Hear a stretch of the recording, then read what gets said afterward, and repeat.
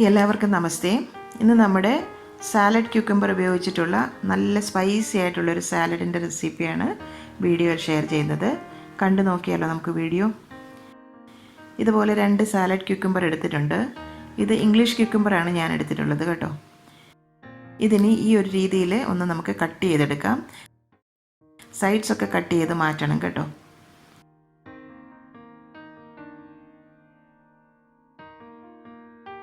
രണ്ട് ക്യൂക്കമ്പറും ഇതുപോലെ കട്ട് ചെയ്തെടുത്തിട്ടുണ്ട്. ഇതിപ്പോൾ 1 ടീസ്പൂൺ കാശ്മീരി ചില്ലി പൗഡറാണ്. അതിലോട്ട് ഒരു 2 ടേബിൾ സ്പൂൺ നല്ലെണ്ണ കൂടി ചേർത്ത് കൊടുക്കാം. നന്നായിട്ടൊന്ന് മിക്സ് ആക്കിയെടുക്കാം. ഇതിനി നമുക്ക് മാറ്റി വെക്കാം.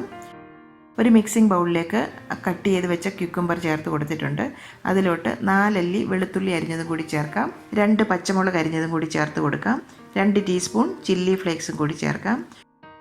1 ടീസ്പൂൺ കറുത്ത എള്ളും കൂടി ചേർക്കാം. വെളുത്ത എള്ളാണെങ്കിൽ കുറച്ചും കൂടി നല്ലതാണ് കേട്ടോ. ഒരു സവോള സ്ലൈസ് ചെയ്തതും കൂടി ചേർത്ത് കൊടുക്കാം. 2 ടീസ്പൂൺ സോയാ സോസും കൂടി ചേർക്കാം. 1 ടീസ്പൂൺ പഞ്ചസാര. നമ്മൾ മിക്സ് ചെയ്ത് വെച്ച ആ ചില്ലി ഓയിലും കൂടി ഇതിലേക്ക് ചേർത്ത് കൊടുക്കാം. ഫോർക്ക് കൊണ്ട് ഒന്നങ്ങ് മിക്സ് ആക്കി എടുക്കാം.